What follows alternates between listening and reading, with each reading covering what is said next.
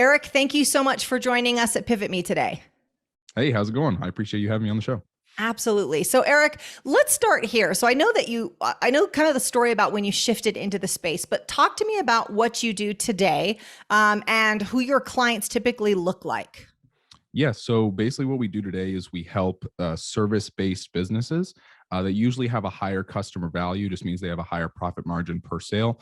And we help them do advertising on like Facebook, LinkedIn, Instagram, YouTube, Google. We get them a bunch of traffic. We send it to their website and landing pages and help basically do their website and landing pages so that they convert more leads. Then on the back end with email and text follow-up, we help them kind of convert those leads or try and get those leads on a phone call. And then the last thing we help with is kind of the sales training piece where once they actually get on the phone, what do they do from that point? So we give them some scripts and questions to ask and all that type of stuff to try and help close the lead. So kind of from beginning to end of customer acquisition, we try to help the best we can. Sure. So it's a lot more than just getting the leads. So it's not just, hey, I'm going to put leads, because if you put it into a broken funnel, it doesn't really convert into sales, right? Absolutely. Yeah. Like we see that happen kind of a lot where, business owners have tried Facebook ads, they've tried Instagram ads, they've tried Google ads, and they say it doesn't work. And it's like, well, there's lots of competitors in your market that are doing it. It is working. So what is, the pivot that they need to make in order for it to work? And it usually comes down to they need to reposition their offer. They need to change up their pages. There's something in the system that is causing an error to where there's not getting enough throughput. So that's what we try to help with. Yeah. And pivoters, as you're listening to this here, Eric did not mention about the quality of your product or service, about the customer service, none of that, which as business owners, we tend to go to, but I have a really good product, but we have really great customer service. We have a good onboarding process. He didn't mention any of that. We're talking about just courting, just the first date. If they don't go on the date with you, you don't get to impress them with your product and service. So Eric, I want to get right into it. So if we've got a pivoter that's listening, I'm going to give we'll do one that we work with right now. So Michael Torres, he runs a roofing business out of Florida, and he kind of has maybe the traditional approach to business. It's worked really, really well for him. But let's say he wants to scale and he doesn't want to put more sales guys out or more referral programs out. He wants to lean into this digital space. What's the first thing Michael needs to do? So he needs to make sure that he's selling something that people actually want, right? So your offer is extremely important. Of the best example or metaphor I can give is, if a gym has an ad and they put it in your face and they basically say, hey, if you come to our gym, we'll give you 5% off. No one cares. No one really wants that. Sure. So you have to have some type of offer that when you put it out there, it's understanding the customer's problem and they actually desire it. Yeah. And it just makes selling it a lot easier. And I just want to interrupt you. Notice that Eric said what they want, not what they need. A lot of us make a mistake of going, well, this is what they really need. Well, people need lots of things, but that's not what they want. So please go ahead. I just want to point out want, not need. Yeah, it's basically selling the candy, but then giving them the vitamins. That's basically what I like to think about. And when you do that, you're going to have a lot more people coming in because you're kind of playing to human psychology. Humans are humans. They're always going to work the same, which is most people, I think it's like 70% are emotional buyers as opposed to logical buyers. I myself fall in the category of the 30%, which is like the more logical buyers. But most people, if you kind of hit them with a mix of like, here's the results and outcomes that you're going to get from our service. And then also kind of here's the storytelling that helps you understand what we do and how it's relevant to you. And you combine those, now the person gets like what they are now problem aware of whatever there is they're trying to solve. And then now they see a solution to the problem. So they're going to come to you in crowds because whatever you're trying to solve is hopefully a big problem that people need urgently and, all that type of stuff. But it's just getting your offer on point to where people understand it. Your client feels understood. And then now they're going to want to get on the phone with you and basically help get educated on whatever your service is. So once they have that offer down, then it goes into traffic and converting on the landing pages and the back end systems and all that other stuff. But first thing you need to get on point is just make sure your offer is good and it's compelling in some way. Sure. Okay. So give them what they want, make it compelling. Like, hey, this is important. This is why you want it. You're telling a story. Storytelling is a great way to educate people and to bake in the emotion as well. Many people are emotional buyers. Love this. So once you make that offer, once they're like, yeah, you know what, I do want what he's selling, what happens then? Yeah. So usually what happens is they end up clicking on your ad, because that's like the first step is they see something, they click on it. Now, when they actually get to your website or landing page, a lot of business owners make the mistake of not having a congruent marketing message along the entire point. So they basically, your client is clicking an ad for one message and they get to your page and then you're using different language. There's different imagery. There's too much stuff all over your website. It needs, it's not simple and minimal enough. And it doesn't have one kind of like clear call to action. It's just all over the place. Mm-hmm. So if you can simplify and basically make your website as minimal as possible, still making it look good, but you have one clear message, because your headline, I think the great copywriter Dan Kennedy said the fact that 80 cents of the dollar that you're spending when they actually get to your landing page is spent on the headline. So if your headline isn't good, then people aren't going to continue to read the page or even scroll down at all. And there's a thing called above the fold, or your viewport, of when you actually get to your website or landing page, the first thing that they see either on their desktop or on mobile, if that isn't good, people are just going to click off. If it doesn't, basically make them want to continue to be on that page, they're just going to leave, because people have options nowadays. They can go back to Facebook or go back to Instagram, keep scrolling and get stimulus for something else. Mm-hmm. And you need to make sure that you're the best stimulus in that moment. So when they actually get to the page, landing page headline needs to be super good. And then the clear call to action of what they get. There's a lot of business owners that just say, hey, get on a call with me. Well, why? Like, what are you going to do? Like, what's the call about? Like, no one really knows, right?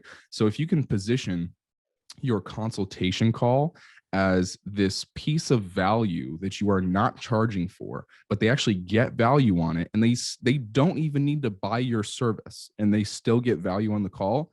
Mm-hmm. What are people going to do at the end of that call? They're going to want to buy your service, because you've got on the call with them for 15 minutes, 30 minutes, 45 minutes, however long your call is, your consultation. You've educated them on whatever, ask them a bunch of questions, you've made closing statements, you've handled objections.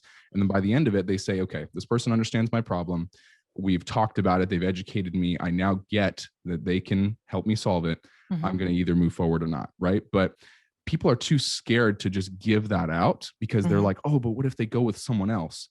You have to understand, when you're giving the strategy, you're the best person to do the execution and implementation, because it's your strategy. So, you know what I mean? Like, if a roofer, right, gets on a call and basically says, hey, like, how much are you going to trust a roofer that gets on a call and says, hey, most people in this situation would try and sell you this, $15,000, $20,000 new roof, but we can actually patch it up for $1,000. And I know that, and that's the best thing that you're going to, need to do for the next 1 to 2 years. And then maybe 2 years from now, we need to do a new roof. But in the moment, we're going to help you with that, because we're trying to build a relationship with you. If that happened to me on a call, I would instantly buy from that person, because I know everybody else in that marketplace is trying to optimize for the front end, get as much money as possible, and they're not trying to really help me, right? And that's kind of where we're at in 2021, is like, buyers are entitled to getting the best thing, the fastest for, they get more, and sometimes the cheapest, right? But business owners don't want to race to the bottom to try and be the cheapest. Sure. So usually handle the first three, but all that stuff is extremely important nowadays. And I feel like buyer cycles and all these things are changing so much, and business owners haven't yet adapted, but all that stuff is necessary nowadays. Yeah, absolutely. So I want to just get really specific again, if someone's not leveraging digital marketing right now or not leveraging it enough. So again, headline, kind of the catchy saying that's going to bring them in, right? Like maybe it's, you don't need to replace your roof yet, I'll tell you why. Or you won't need to replace your roof for the rest of your life. Something like that. Obviously that's got to be massaged, but something that's like, ooh, I like that. And it's enough for them to click or get involved. Then when you're saying about getting on a call and adding value in the roofing space, I'm not really familiar with it, but let's just say it's like, hey, we'll talk you through the specific engineering of your roof to see if it even needs to be replaced. Well, that's valuable. Engineering. I don't know engineering. This should be good. And the other thing I'll add is, when you were saying they're going to feel like the most qualified person to handle it, there's also this weird thing that happens in psychology, right? Where like when you help somebody out, there's like this reciprocity that they're like, oh, you took care of me. Now I'm going to take care of you. And that can look like either them doing business with you or referrals. Like, how many times are they going to tell the story? Yeah, I talked to, XYZ contractor, the roofing contractor out of Florida. They could have sold me a $15,000 roof. I would have probably gone for it because I don't know. But instead, it was a $1,000 patch job. You should call those guys. So these are all the ways that we're leveraging both business today and business for the future. Mm-hmm. Exactly. Yeah. And that's the thing is like let's say the situation isn't that they have to do the $1,000 patch up and it's good to go. And they do have to sell them the $15,000 roof. At least your intentions are in the right place of actually trying to help clients. And the client can feel that. They can feel that through the call, especially now most of these calls are either on FaceTime or Zoom or something like that. They can see that you're actually trying to add value to them and not just trying to take something. And they're going to go with you regardless. Because like I said, 2021 has moved these things to where, let's say 50 years ago, you could go to a used car dealership, right? And like you basically the buyers were uneducated at that point. You're uninformed, I should say. Sure. And then at that, in the past 50 years, now that we have Google and all these things, I think the statistic is like 60 to 70% of the buying decision is actually made before they even get on the call with you. So they're going to do all the research. They're going to look at your website. They're going to look at your competitors. They look at your reviews. They look at everything. Then finally they get on the call with you. And your job is just to push them over that 30 to 40% to want to do it with you. Eric, I'm so glad you said that stat. So hear that 60, 70% of their decision has already been made by the time they get on the call with you, which means that if you don't have the right digital presence, they never get on that call with you, because that's how business is done right now. So for anyone that's like, how much does it really matter? Oh, it matters, because the phone won't ring without that. I always call it digital footprint. So when I work with, thought leaders and a lot of industry experts, I'm like, what's your digital footprint look like? Because that's where someone's going to go first. And that will dictate whether the phone call or the email goes over. So I'm really glad that you said that statistics, because it's scary if you don't have the right digital footprint, but it's amazing if you do. Absolutely. Yeah. And it's like, if business owners can really sit down and, even if they're not experts in the space, really simplify it to traffic and getting attention from somewhere, and then converting that traffic on something, which is your website or landing page. And then once, because you have to think about like how you buy something, right? When you are interested in something, you might fill out your information, but you still need some more to really kind of sell you on the idea of getting on the call. So then in emails and texts, you can send them videos, you can send them just educational articles or whatever you want to send them in these email and texts, because emails have like a 20% open rate right now, but it's still like really great to do because it's like a standard way of communication.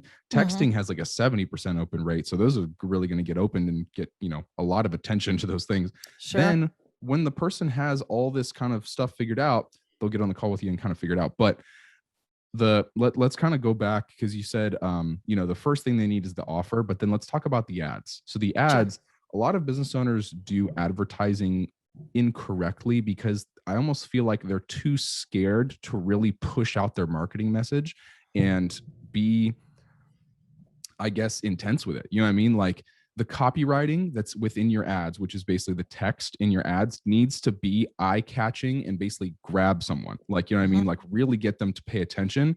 And business owners want to be too kind of vanilla and fluffy about it. And it's just not working nowadays, because you have to think about when someone is on Facebook, there's cat videos, there's all these different things that they could be paying attention to. And you're competing with all of them.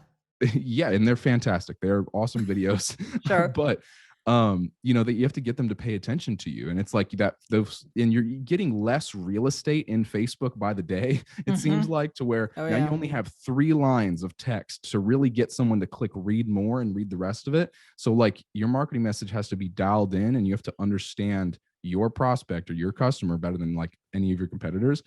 And the first line, usually there's compliance issues with Facebook right now, and they're constantly updating policies. But usually the format that I like to follow is get attention or acknowledge who you're talking to, basically call them out, then bring up, their problem, or, agitate whatever thing that they have that's going on, bring up proof and testimonials, talk about your solution in results and outcomes, not features and benefits, then a strong call to action. And only one. Like some people try to have multiple different calls to action. You can do the same call to action multiple times, but you don't need to have 2 of them. It just confuses. You only have one thing. And confused buyers do not purchase. Exactly. Right. Then when it comes to your creative, it needs to also be eye-catching, because usually what happens is people are scrolling, they see the creative first, and then what's the creative to read the Can you text. tell them what the creative is? Oh yeah. Creative is basically the picture or video that you're displaying in your advertisement that gets people's attention, right? Mm-hmm. Videos tend to work better than photos in a lot of markets, just because there's more you can do with it. You can educate them in the ads and they can see you and all these different things rather than just an image. But you got to work with what you got. Sure. But for example, like psychology is so important in marketing, and I feel like people try to avoid that for some reason. I'm not really sure why.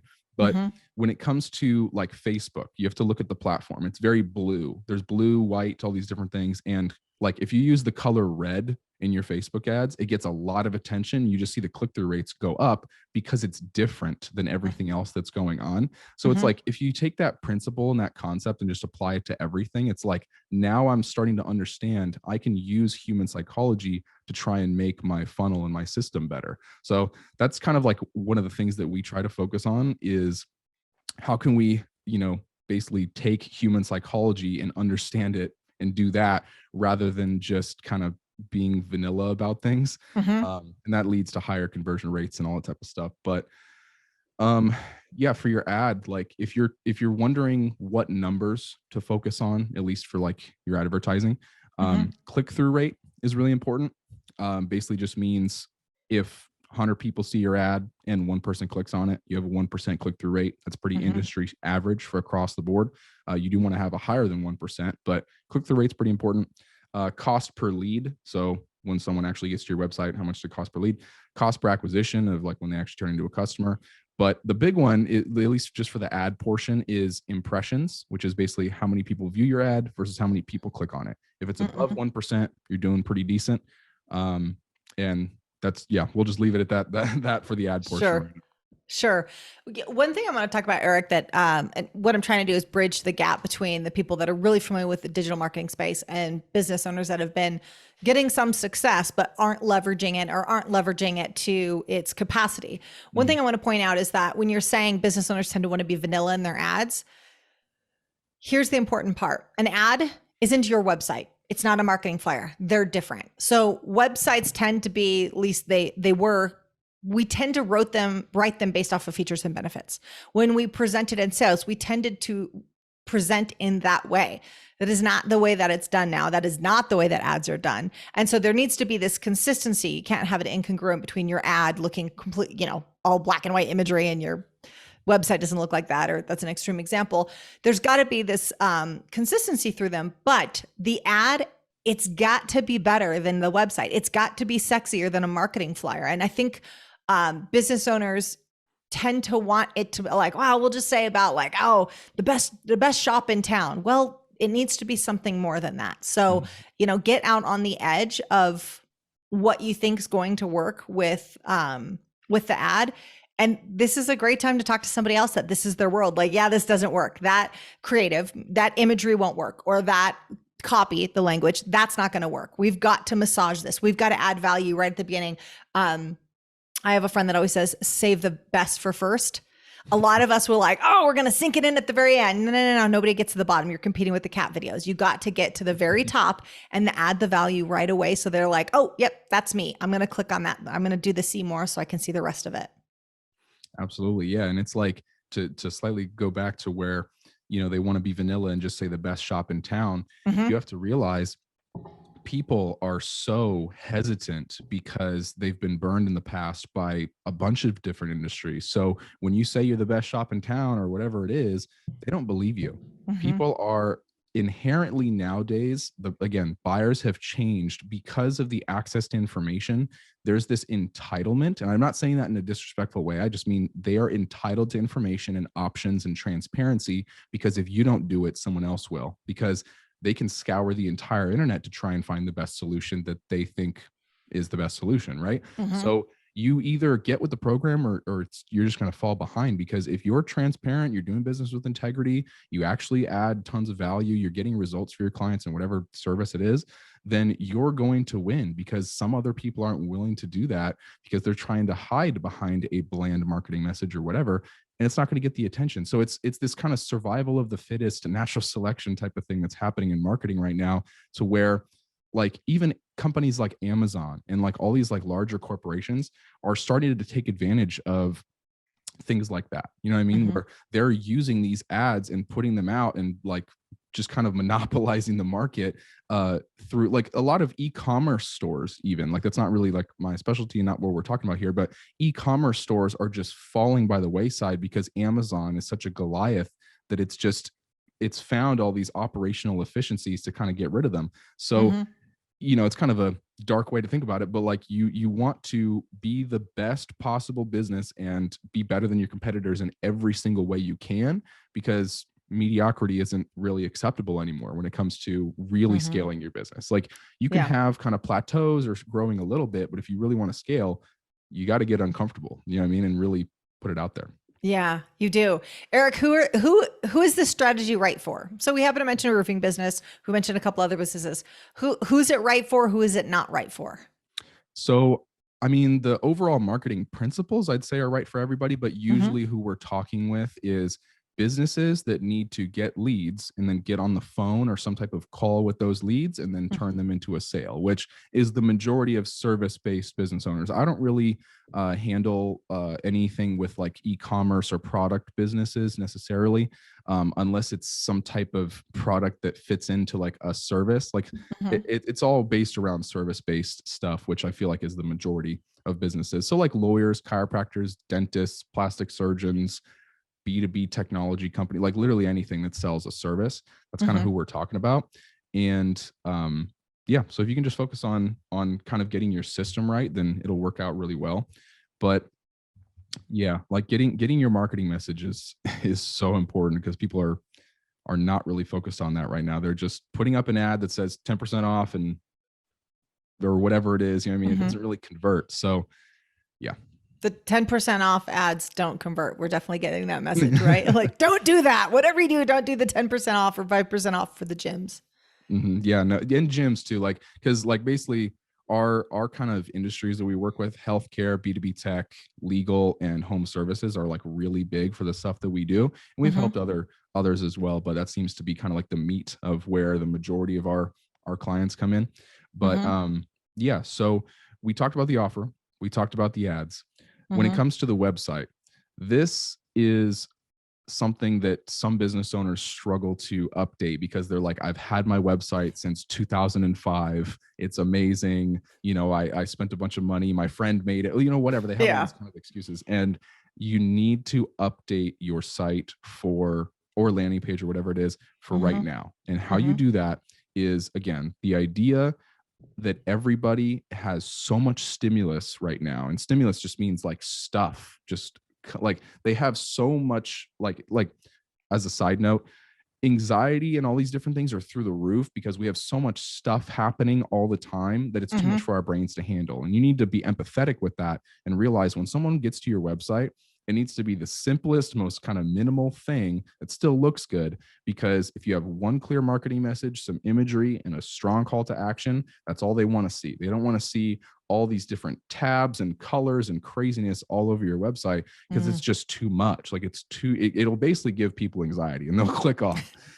So when you make your website, have a clear navigation and try and limit that as much as possible. Don't have 50 different tabs in there of like all the different things you do. Have some drop-down menus, consolidate that, make it easy to look at. Your headline or your call to action, the format we tend to follow is usually on the left because people read from left to right. So your ads also kind of have to have this of if you have any text on your photos and videos, whenever you're doing advertisements, have them on the left because it's just easier for people to read. And that's how like at least English speakers, they scan from left to right. So it's just easier. So on your website, do the same thing. Have some imagery or video, explain what you do, keep it to like 2 to 3 minutes. The video also should have a hook at the beginning. So like within the first 2 to 3 seconds, get their attention. It's all TikTok culture, right? Like if you look at what's popular right now with like Instagram Reels and TikTok, if those videos don't hook you in the first 2 seconds, you're not watching it. So use that methodology for your entire business. Then your call to action, clearly define what the person gets. And let's touch on that a little bit. Because people are so inherently selfish, and I don't say that in a bad way. I just mean they want what they want and they want it, you know, like basically, like I said, more, better, faster. Clearly talk about the result that they get and not the features and benefits. Like, because you were saying earlier, it's just not as effective anymore. Like, people don't care what the feature benefit is. They care what they get out of it.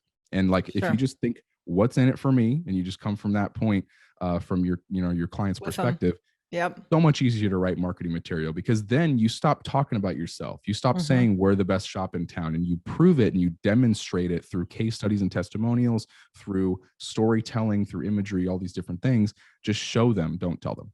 Yeah. I love that point. It's so important. And I love the WIFM principle. It's definitely what's in it for me is definitely how you train salespeople that way too. Like, don't start presenting about what you do and who you are and how long you've been doing it. Nobody cares about that.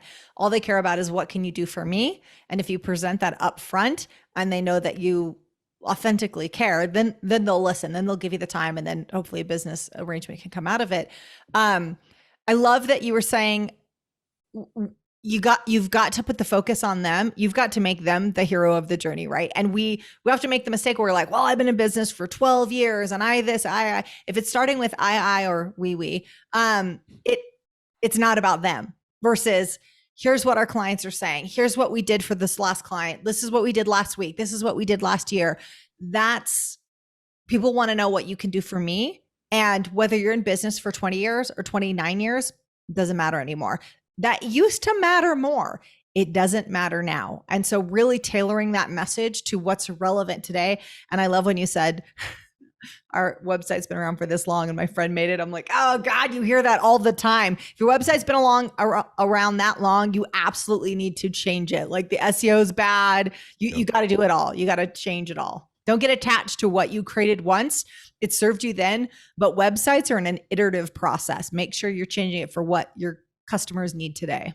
Absolutely. And like, there's something, I'm going to get slightly technical here, but I'm going to explain it.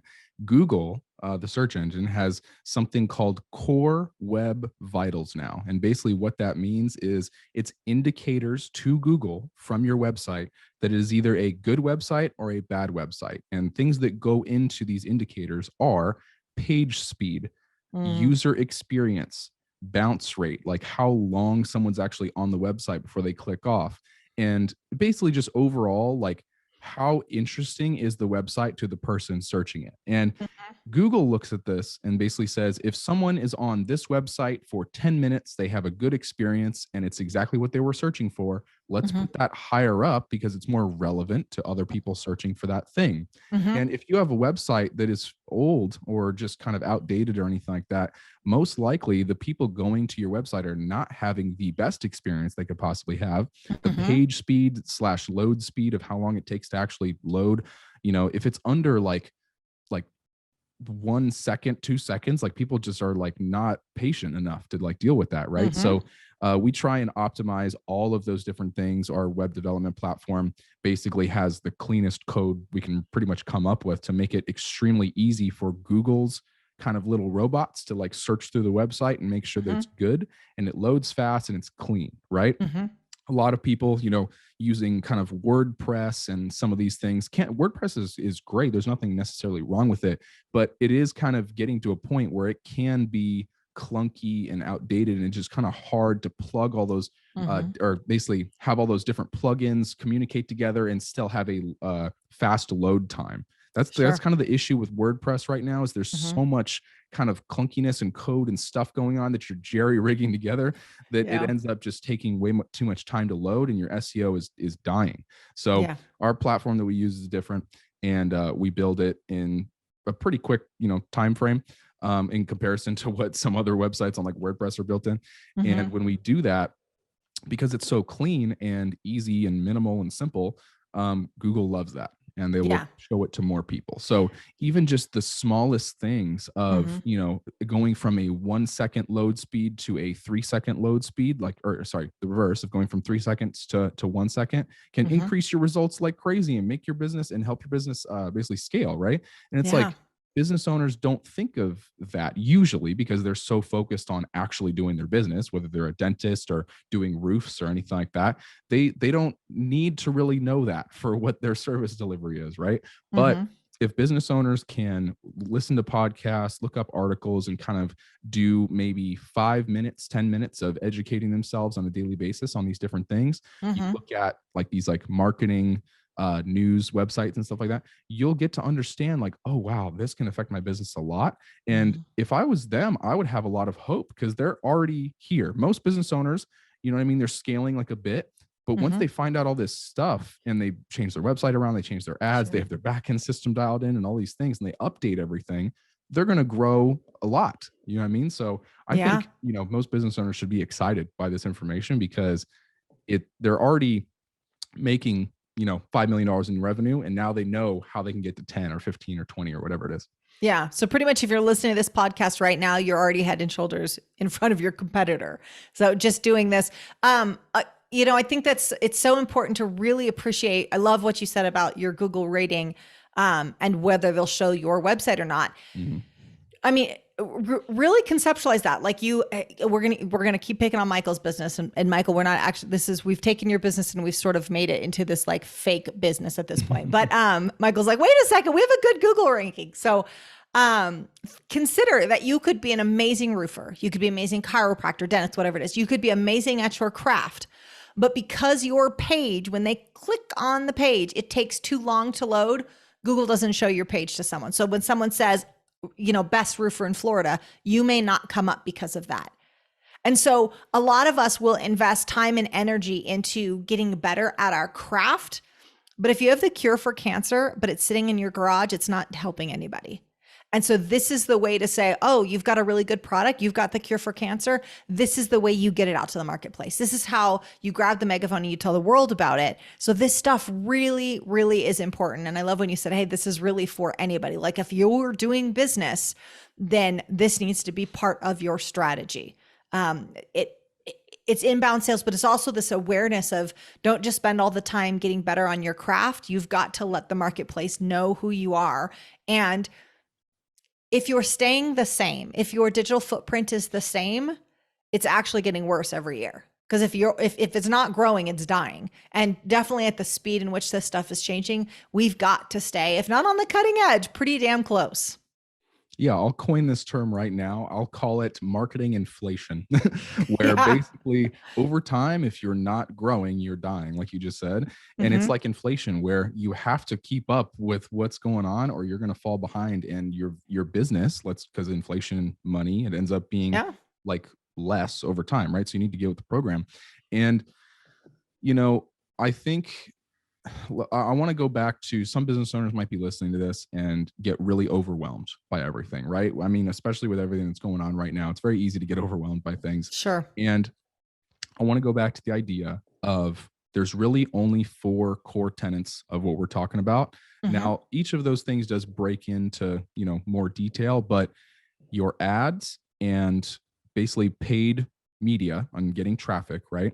There's only a couple things you really need to do, like I like to follow the 80-20 rule. If anybody's ever heard of that 80-20 rule by Richard Koch, which is basically 20% of the things you're doing get 80% of the results. So, you know, you might not have 100% optimized in every little thing, but probably in the next month or 2, you can get most of these things optimized to where your ads, there's a few key things that you really need to focus on: your headline, your offer, and scroll stopping creative. People like just get their attention.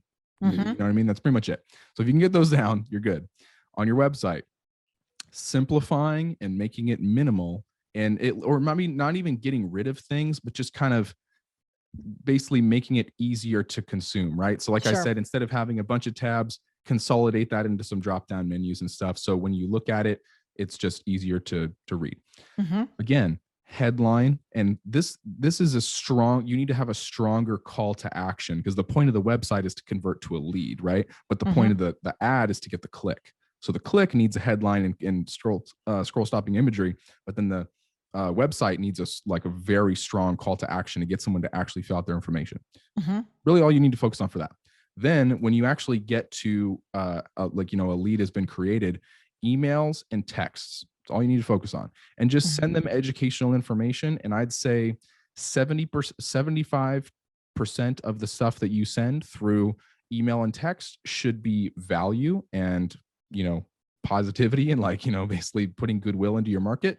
Then the other 25%, you ask for something, which is, hey, get on a call with us. Hey, call our team. Hey, get on a Zoom call, something like that. So it's like, if you just focus on that, you're good. Then when you actually get on the call, I like to define it as questions, closing statements, and handling objections. So this is business owners kind of have a problem with sales because of the whole used car salesman thing. And they think that, oh, sales is kind of like a thing that I don't want to be too salesy. And they use all these kind of words. And I totally agree. You don't want to be salesy, but you are guiding the prospect to become a customer. That's pretty much it. You're guiding them to some type of decision. And whether it's like good or, yes or no, it doesn't really matter. It's just you're helping them get there. So when you're asking questions, instead of trying to push something on them, that gets them to come to their own conclusion of wanting to get your service. And you just have to make sure you ask good questions. Then when you've kind of gathered all this information, and then you make a closing statement of, okay, so would you like to move forward today, or would you like to move forward next week? You know what I mean? Like something like that, some type of assumptive closing statement. Then instead of asking for the sale, it's kind of like, again, guiding them and like moving towards this thing, and they'll either come up with an objection or move forward, right? Then when it comes to objections, because let's be real, most business owners know the 7 to 9 objections they get on a daily basis from their salespeople. If you write those out and you make a clear 2 to 3 sentence script to kind of overcome those or re-explain those or whatever it is for your salespeople, then it's going to be a lot easier to overcome those objections. For sure.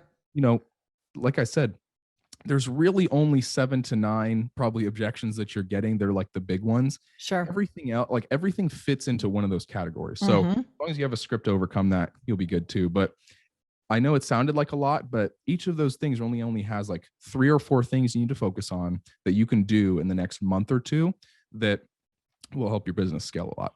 Yeah, I love that you broke it down like that, Eric. And what you just said about having the script for the 7+ objections that you get, that's gold. So I've trained sales teams for years, and we would outline how people say no, and then what do we say? And it's not so we can repeat an answer with rote memorization. It's so you're prepared to navigate those situations. And it's really just, I'd argue it's probably less than 7. It's probably 3, and then a little bit of iterations in each one of those 3. But being able to handle those is so, so important. And the other thing I'll point out is when people say about like, I don't want to be too salesy, they're under the assumption that a salesperson is selling something to someone that they don't need. And does that happen? Yeah. You mentioned the used car salesman, like, they always get a bad rap. But okay, maybe it's selling someone something that they didn't really need. But sales has also changed today, and it's really solving problems. And if you believe in your product and you believe in your service, you believe it actually does the thing you say that it does, you're providing a solution. Really, all you're trying to figure out is if they're the right person for the solution. It's not, I got to push my product on someone and they don't need it. That's unethical. We shouldn't be doing that to begin with. But if it's, hey, they have a problem and I can solve it, that's powerful. And we owe it to our clients. We owe it to the marketplace to do that very thing. That's not being salesy. That's providing a solution.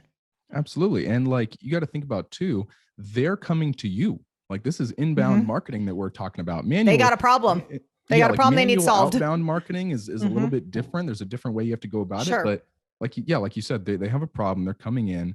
They became a lead, and now they're on the phone with you. They want what you have. So like, there is no salesiness. It's just, like I said, guiding them to a decision. Now, another game changer that I just thought to bring up that'd be really important is those, like I said, like 7 to 9 objections.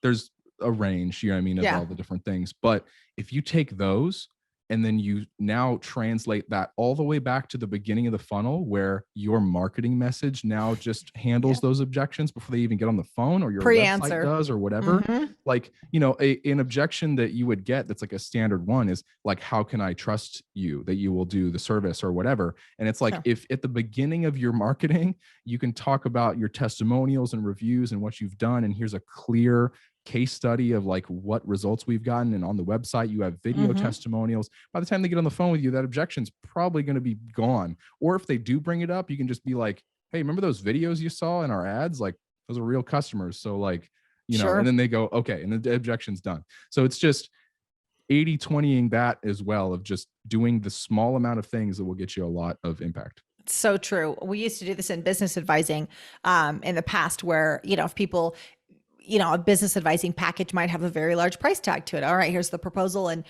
you can kind of pre-answer the question about like, oh, that's a lot of money. Am I really going to get my money's worth? We'll go back and go, okay, look at the clients we've worked with and how many people got their money back within 6 months.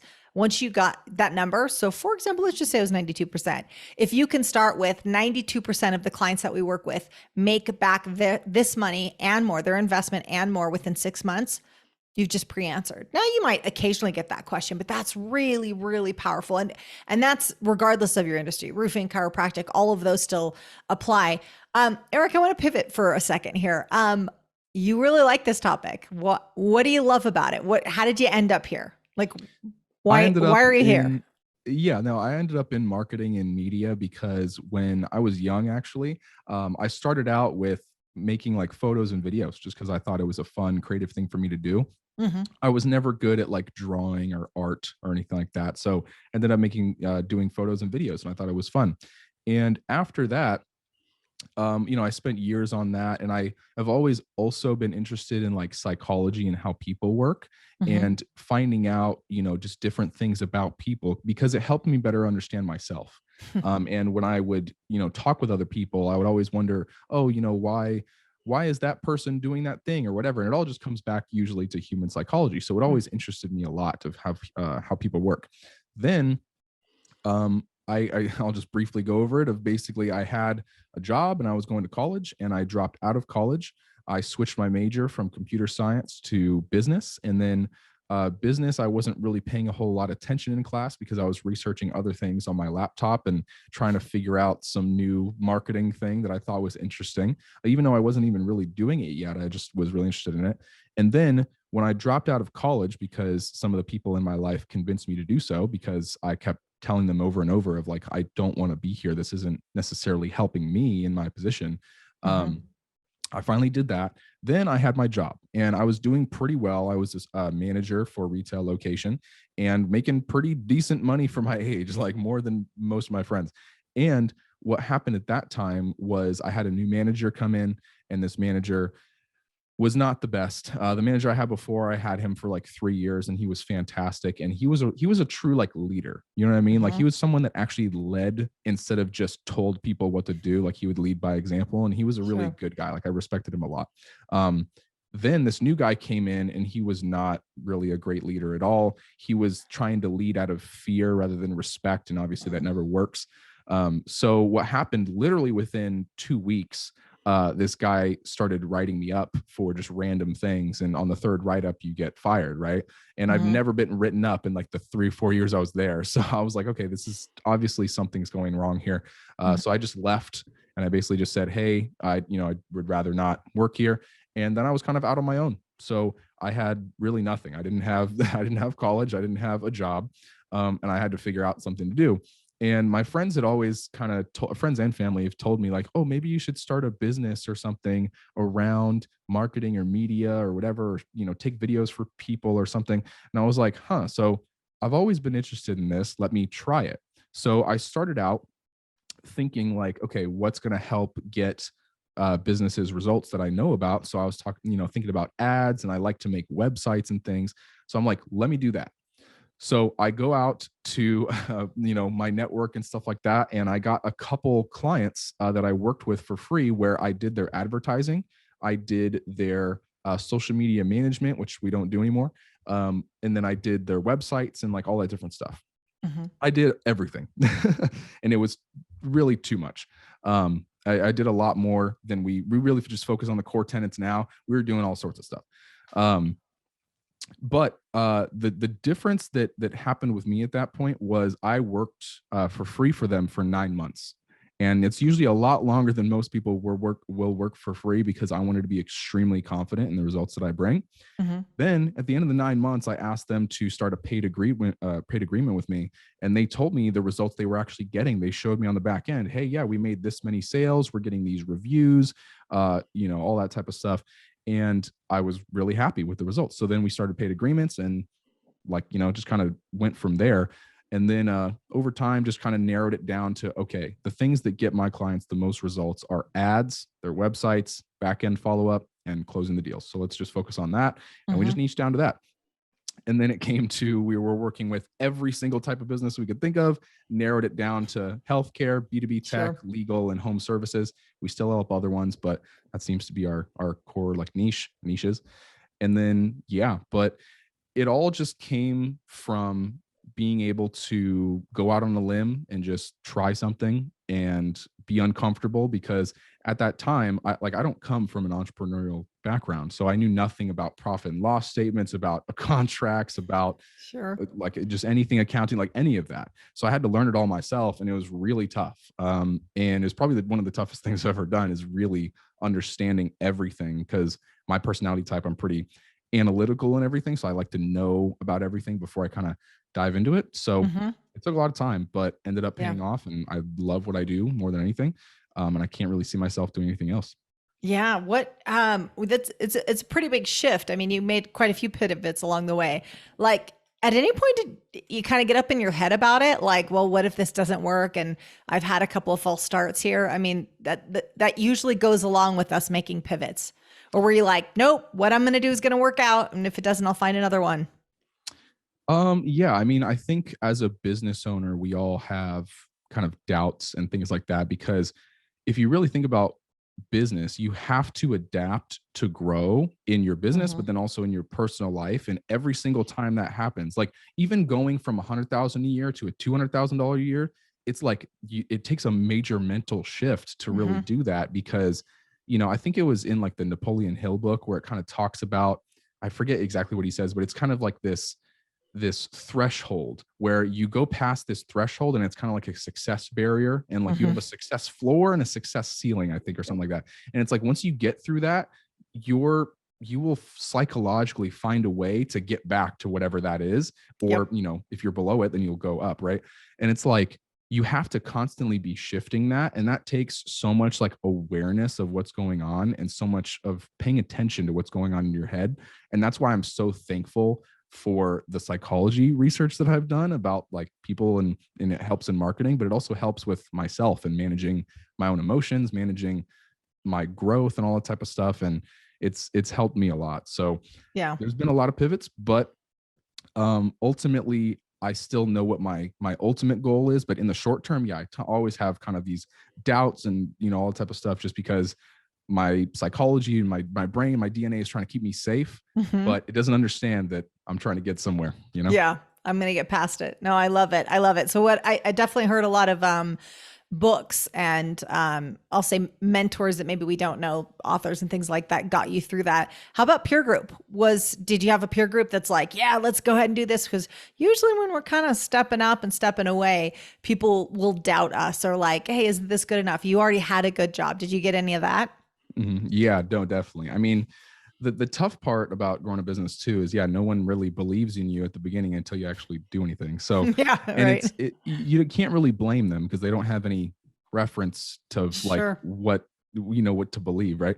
So for me, yes, I had to turn to my friends that were in business. One of my mentors has a company that's similar to mine in a different space, but he's one of my good friends, and I get a lot of information and mentorship from him.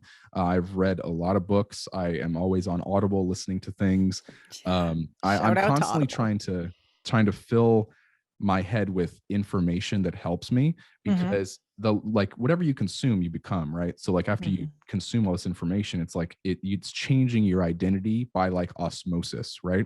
And there was actually a long time at the beginning where I had, like my friends and stuff, but I didn't have necessarily like a large peer group, like a mastermind or anything. And that would have helped me so much. But I actually did find one eventually, and it didn't last. It only lasted about a year. And then like the group kind of like broke up.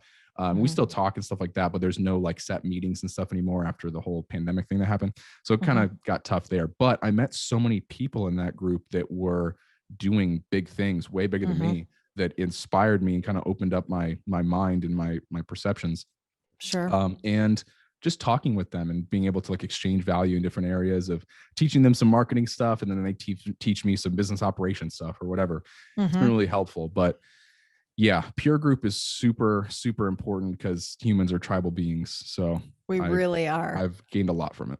We really are. So we run masterminds here at PivotMe. We have for years and years and years, and they're amazing. And a big part, people always, it's funny, I say people come for a skill set, but they stay for mindset. Mhm. They're like, well, I really want to, up my sales game, or I want to scale my business. Most of them are entrepreneurs. We definitely have some corporate people in there that are listening right now, I know.